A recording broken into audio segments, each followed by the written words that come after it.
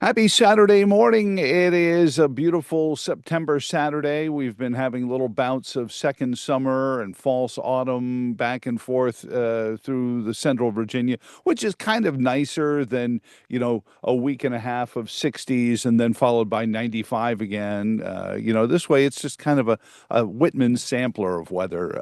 But I'm sure Ms. it's all Whitman been, sample. yeah, well, that's it. It's weather's like a box of chocolate. You never know what you're going to get. Cynthia Hash is here with us for our Reality of Real Estate program. Good morning, Cynthia. How are you? Doing great, Joe. I appreciate being on on this show and having the opportunity to help folks navigate the fun world of real estate. And real estate is so economically important Sure, to everyone across the country without that question. yes, and more people should know more about it. Well, Uh, housing is this abstract. I mean, it shows up in every newscast. There's some special investigative reporter, the cost of housing next at 6. yeah. And I mean, it really is, and some of it doesn't really answer any of the questions. It just makes people think, "Oh my gosh, it's crazy out there. I better clutch on to what I've got pretty tightly." But I wanted to ask, how did the open house go last Sunday in Ruckersville? Oh, it was nice. We had lovely weather. I can't stand putting up signs and stuff when it's raining, so I'm really glad about that. And we're going to have Kathy and um, Clarine from Find Homes Realty do it again this coming Sunday. Cool. And yep, and so we'll come back out to Hancock Farms and we'll see. But yeah, we're in this change of seasons as you open the program up with, but we're also times are changing when it comes to real estate too. How so? Well, you know these things when interest rates start coming down, when you see list prices being reduced, Hmm. you see this this yeah, I've been predicting this for months and I've been seeing a slight change all the way through. And what's been happening is you're seeing properties staying on the market for longer. I Right. mean, and also saturation periods. They they they're now back to 2 months or close to it rather than 2 days. Well, you talked about this last week as well, where it's starting to transition from a seller's market to a Mhm. buyer's market, right? That's right. Look at me So remembering. that's excellent. I'm glad we're putting all the pieces together, and this is how we're hoping that we can help people. Uh, the main thing is come to Find Homes Realty. Go to findhomesrealty.com/podcast just to learn more about how much we know and how Hmm. much we can help you. We'd love to be able to do that. And now's the time to get off the fence. I'm just saying, buyer seller, now's the time to get off the fence and You know, call us. And here's the reason why, because of all these changes. hmm. So when you're seeing these changes, you have more property staying on the market longer, price reductions, longer saturation periods, interest rates are dropping. This is helping buyers coming off the fence, okay? Hmm. Other things like fewer multiple offer situations, right? That's got to be scary for a homeowner because you're thinking, you're going to have a bidding war and then it's crickets and you got to be a little scary, right? That's exactly right. That's exactly right. And the thing is part of the reason is buyers are smarter than they ever have been. And so what's happening is they're finding out that what we're finding out is that people who want to buy a house, they don't they don't want to overspend and they also don't want hardcore negotiations. They don't Hmm. want to fall in love with the house that's $25,000 more than their budget. So they just simply take that off to the wayside and say, never mind, Hmm. instead of coming in and doing some creative things like negotiating. Now, And you mentioned something a few weeks ago, or maybe it was last week. You talked about getting pre-approved, mhm, and how important that is because it's like having cash in your pocket. You say to somebody, and I my wife and I did that with the home we bought, but that also, it seems to me anyway, it would tell you this is what you've got.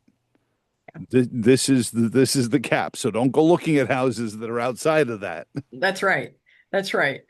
But people have a tendency to do that because they buy emotionally. Mm, And but you also need to have a darn good negotiator, i.e., a good realtor on your side to be able to help you negotiate that. hmm And quite frankly, I don't like to encourage people to see things that are over their budget. But if a property's been sitting on the market long enough, we're going to go see it.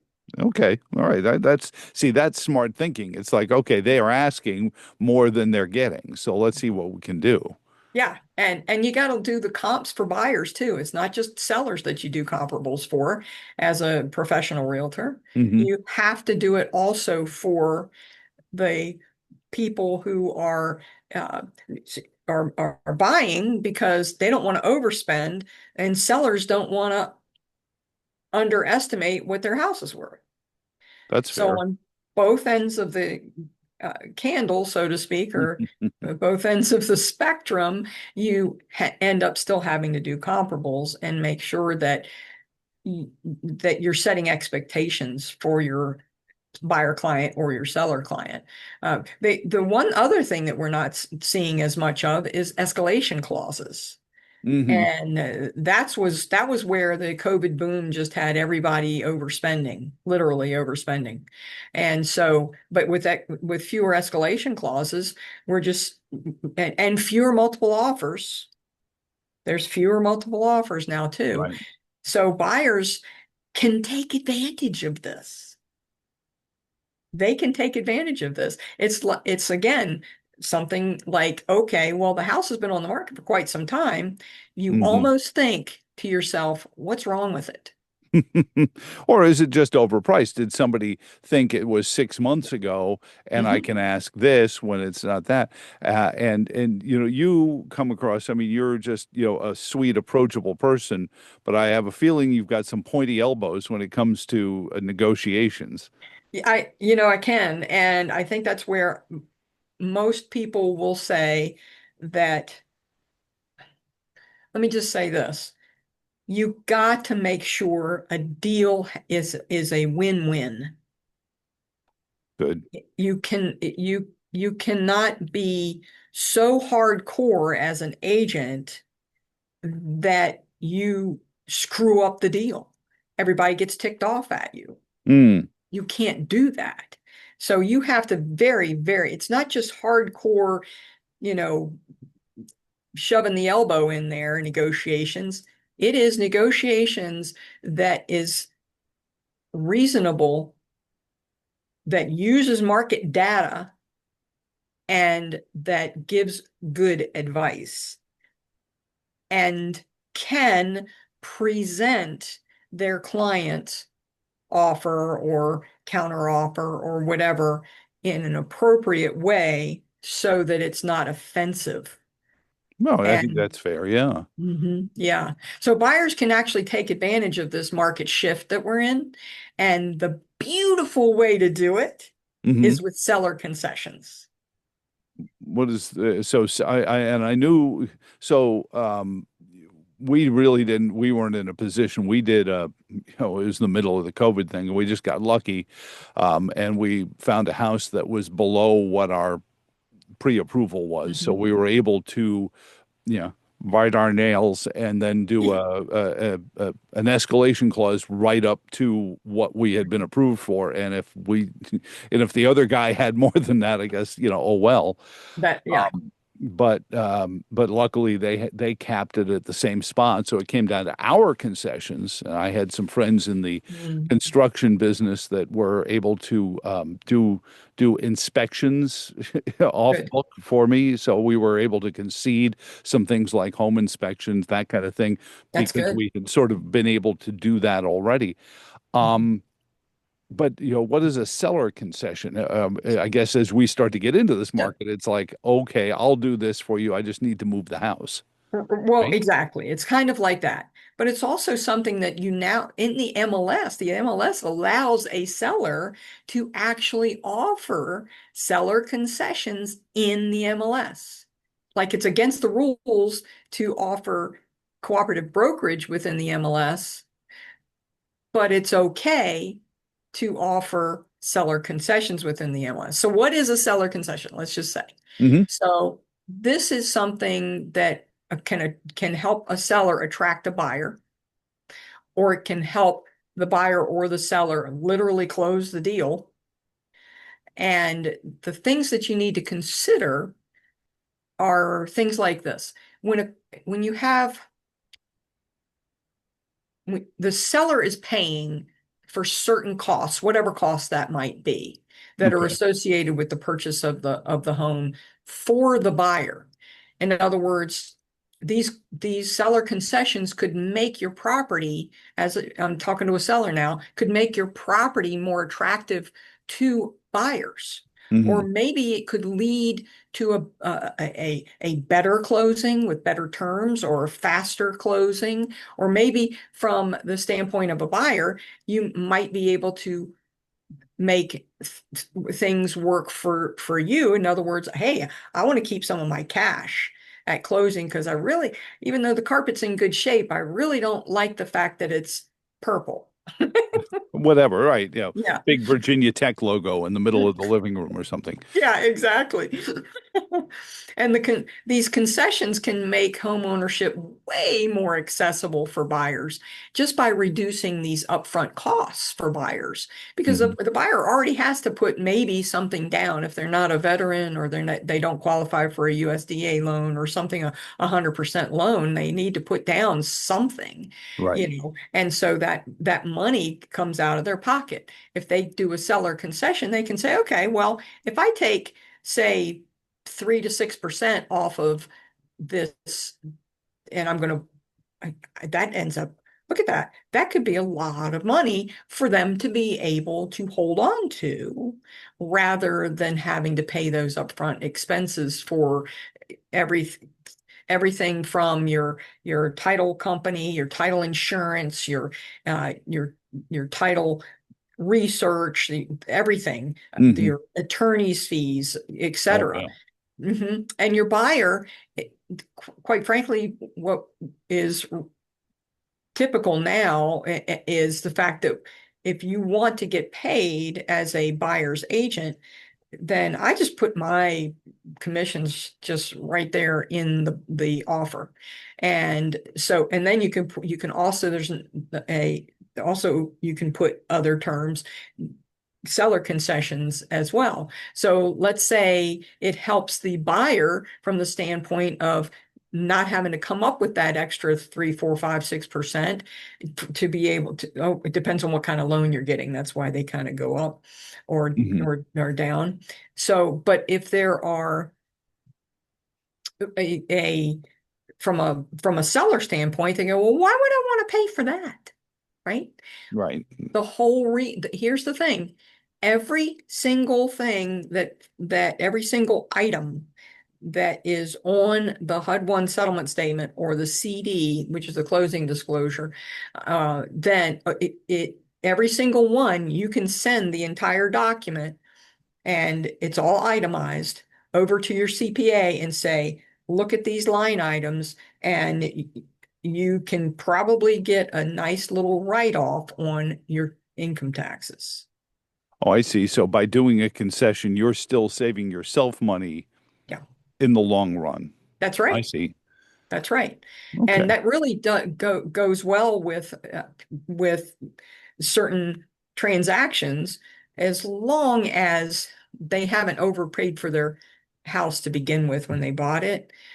So then, that's a whole different ball game, right? Well, Uh, and I guess, the people who have had their home for a long time, that's not going to be as relevant to as to somebody who maybe only purchased it a few years ago. That's right. That's right. And quite frankly, all of these things, the loan origination, the sometimes even putting you might want to do it with an inspection, but oftentimes the inspector wants to get paid right away. But Hmm. the homeowners associations, maybe real estate Right. taxes, Yeah. home repairs, updates, whatever, all those things a seller can write off. But if they're paying for it, but if they're not paying for it, they can't write it off. I see that. Yeah. Mhm. So, so when you talk to a seller about concessions, I mean, because I know the talk is, we're going to make money more available if we lower the Mhm. interest rates. But that's not Mhm. always the case, I found. Sometimes when they lower the interest rates, banks increase qualification rules. So Mhm. it sounds like money might be easier to get because the interest rate is lower, but maybe the credit score goes up or other qualifying standards goes up that makes it harder to get money there. So what kind of things do you say to a homeowner that's trying to get more money out of their house than it's worth? I mean, in the current market, In not the to their current heart, market, yeah, unfortunately, the best that you can do is offer to them reasonable expectations in regards to this is how much it's going to cost. You can take a particular, let's say for instance, you have a $400,000 home and the closing cost is $12,000, okay? And but it's in a good area. They've already had multiple price reductions, so they're kind of at they're right, the seller's right at their peak. They can't do any more. hmm And but the buyer is also like, geez, I wish I could keep that $12,000 in my pocket. Well, how about this? Why not offer since they've already taken some price reduction hits and you've done the CMA, everything looks good. It's definitely worth 400 or more. hmm And you can say 412,000 seller pays. That $12,000 for you is it might be $30 a month or something, Okay. so that ends up being built in, but you can reduce that or refinance later if you want to. But my point is that it's a win-win because the seller gets to write it off. Right. Right. The buyer still gets to buy the house they fell in love with, and the buyer gets to keep their closing costs money that they hmm were going to spend on those closing costs and then wonder that where they were going to get the money to change the carpet out. Uh, and now they have it. Well, they call that what? House rich, cash poor, or something like that. It's house poor. Okay, house poor. Well, you've got this valuable house, but you can't take it to the Home Depot to, even nice new Home Depot in Charlottesville, but you can't take it there to get, Yeah, that's right. paint. So if you want to um you can choose as a seller to offer those concessions up front, Hmm. but you don't have to. What happens is if you've already taken some price reductions and they're kind of hitting you hard, then that I wouldn't be offering it. What I would do is see how the negotiations go with whatever buyer you have. There is a limit typically to the concessions that you can offer. So it depends on the terms that a buyer's lender will accept by Oh, state sure. law. Yeah. So if you have something that is more than what the buyer's lender will allow, guess what? That's going to be a problem. Yeah. Well, So, mhm, I mean, yeah, he who holds the banknote runs yes, the dam. exactly. That's Um, exactly right. what Also, are some of the wildest concessions you've ever, seen, in negotiations with about a home? probably the most would be about 6% in seller concessions, Wow.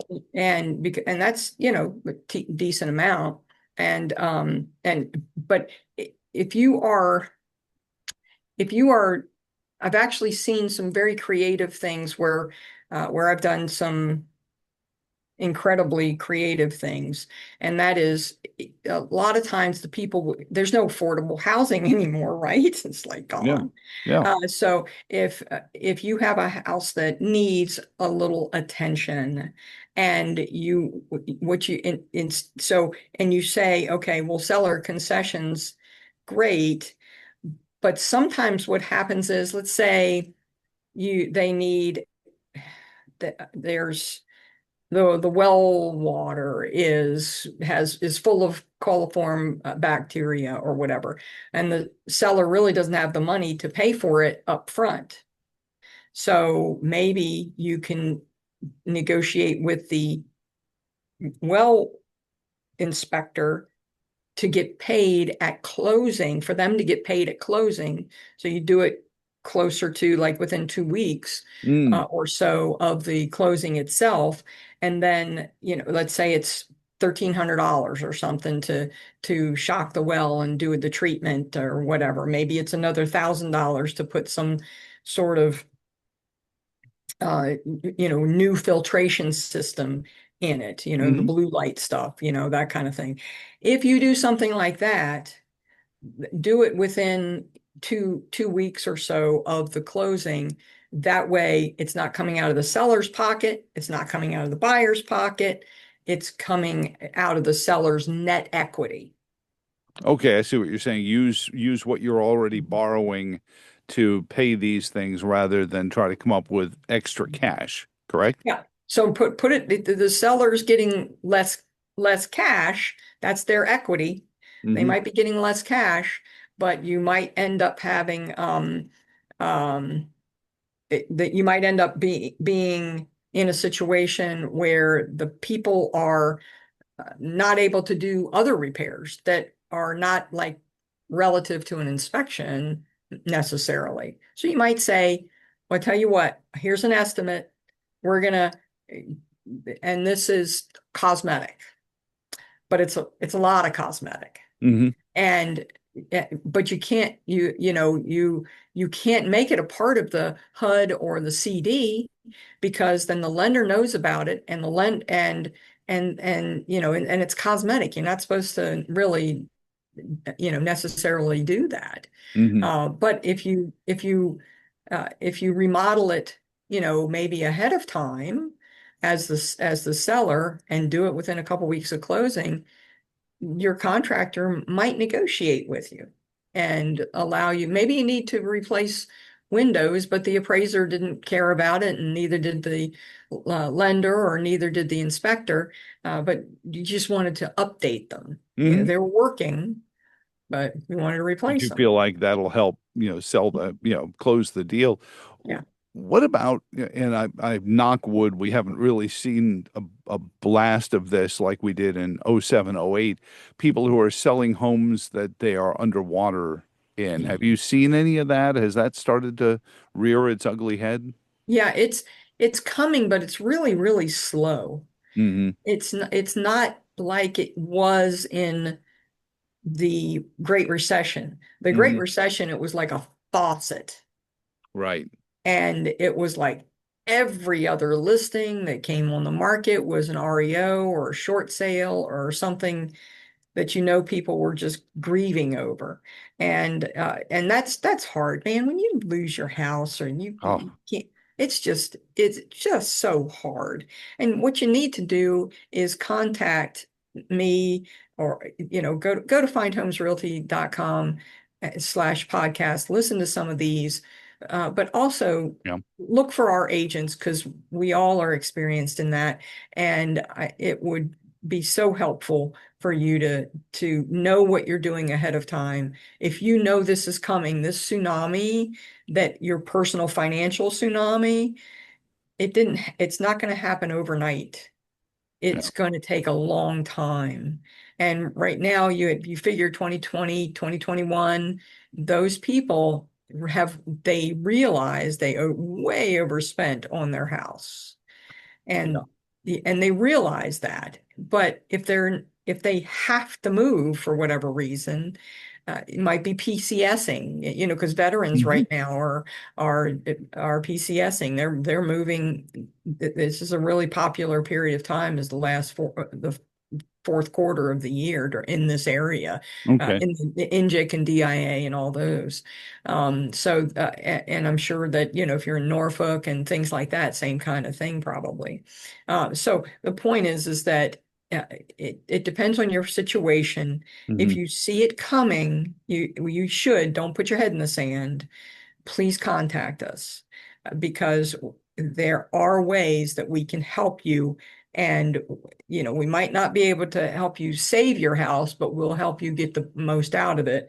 And we'll help you with not not having to suffer through too much of a ruination of your credit, Right. because Right. just keep paying your mortgage. And if that's whether you need to borrow from family members or whatever the case might be, just keep paying your mortgage so that your credit's not hurt, so that you are able to, and then call us. How much equity, and then we'll help you figure out how much equity you have out of your house. Hmm. We'll be able to figure that out, and we'll be able to help you go to the next step. What is the next step? What would be the next step? That's a completely new, Yeah. completely different show, quite frankly. But figure out what option is best for you and contact us, because I'll be honest with you, if you're not guided correctly, you'll find yourself in a worse hole than you could ever be in. And we don't want you to see that. But Hmm. we do want the buyers can take advantage of this shifting market. And we certainly hope that you do. I hope that some sellers are going to be able to come off the market as well, because I know you're still married to your 3% interest rate, but it's Don't look time at me. I'm to, married to the person who's married to the 3% interest rate. So yes. I'm an in-law. But at the end of the day, and we talk somewhat about it being a speculative and there's investment and whatever, but is that a big, I mean, we have about 3 minutes left, maybe two. Is that Yeah. a big portion of the real estate market? I just get this feeling that the people who are investing in real estate and, are going to try to sell it high and buy it low, that's not a very big percentage, is it? Or am I Well, as far wrong? as investors go, I don't, like, how many investors are there in the area? There's quite a few, but they're, they are, we used to have like an investors group in Okay. Charlottesville, but I don't think we have any anymore. I don't know if there's one in the Valley. I know there's still one in Richmond, Hmm. that is typically the higher populations area. And it's thicker population, more people, more opportunities. I've Gotcha. literally in my career seen a couple of investors literally move to Richmond, Okay. because around here it's just harder to invest, because properties are so sky high, especially in the Charlottesville area. Oh, yeah. Yeah. So, but I will say this: always buy low, like you said earlier, all and wait to hit the market when it's high. So if you missed your opportunity, and this is what some sellers have done, they've like, oh well, it's past 2021 and it's past 2022, and then 2023 is over and now it's 2025, and you're like, oh, I think I'm ready to sell. Yeah, that's great. You probably will have a lot of equity. But if you bought your house in 2020 or 2021 or whatever, and you overspent for it, Yeah. then that's a completely different story. And what we're hoping to help you with in this is education, and this is only touching the tip of the iceberg, as far as what's out there, what's going on. Hmm. But we want to make sure that you understand a lot of stuff. And we've gone over a lot of things at findhomesrealty.com/podcast. And we appreciate you listening to WTON, because Joe in the morning, he's great. I Well, know and this call guy. Cynthia. I mean, there's only so much you can get into when it's us sitting here because I mean, I bought my house. I'm not looking to buy Yeah, another house. So yeah, you know your questions better than I could, or yeah, so that's why you have to call Cynthia at yeah. Find Homes Realty. Yeah, give me a call, 434-531-5351. Happy to help you out. You can also text me there as well, and certainly help. I certainly hope that I know that we can help you one way or the other, no matter what your situation is in housing. We should be able to help you. Well, thank you so much. You have an awesome Saturday and good luck for your team on Sunday up in Ruckersville. Thanks, appreciate it.